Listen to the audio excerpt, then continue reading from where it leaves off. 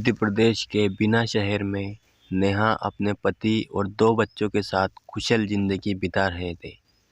नेहा बागेश्वर धाम वाले बाबा के प्रवचन सुना करती थी। उसके पति की किसी से दुश्मनी थी। उसने दुश्मनी निकालने के लिए उसके पति पर तांत्रिक विद्या का प्रयोग किया और नेहा ने परिवार पर दुखों का पहाड़ टूट पड़ा। अचानक उसके पति बीमार हो गया और कुछ ही दिनों में उसकी मौत हो गई। पति की मौत के बाद नेहा और उसके दोनों बेटे पूरी तरह टूट गए थे। उस विपत्ति के समय नेहा का साथ देने वाला कोई नहीं था। उसे अपने दोनों बेटों की सुरक्षा को लेकर बहुत चिंता थी।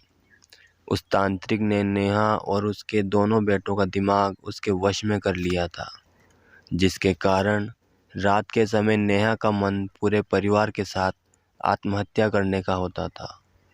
एक रात तो उन तीनों ने परेशान होकर फांसी लगाने का भी प्रयास किया, लेकिन अचानक नेहा के मन में बागेश्वर धाम वाले बाबा के दरबार में जाने की एक उमंग जगी और उसने अपने बेटों को बाहों में भर जोर से रोते हुए बोली, मत करो आत्महत्या, बागेश्वर धाम वाले हमारी सारी विपत्ति को समाप्त कर देंगे।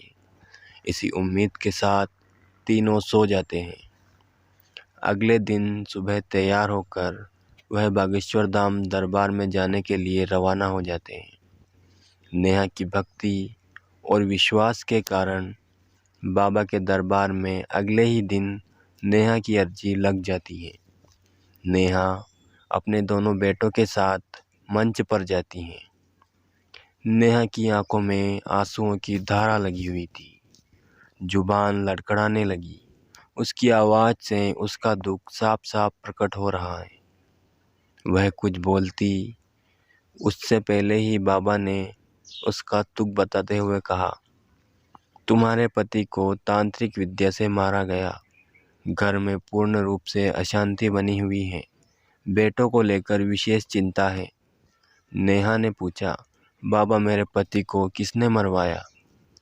उसका नाम बता सकते हैं? बाबा ने कहा, मेरी भी कुछ मर्यादा है। नेहा ने फिर प्रश्न किया। हम तीनों के मन में आत्महत्या का विचार आता है, इसीलिए मुझे मेरे बेटों की सुरक्षा की गारंटी चाहिए। बाबा ने कहा, मैं लेता हूँ तुम्हारे बेटों की सुरक्षा की गारंटी। कोई उनका बाल भी बांका नहीं कर सकता। बाबा ने कहा, तुम पर हनुमान जी की कृपा बनी रहे।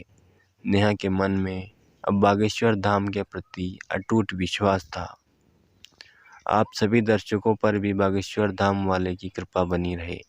कहानी पसंद आई हो तो कमेंट में जय श्री बागेश्वर वाले की ज़रूर लिखें। जय श्री राम।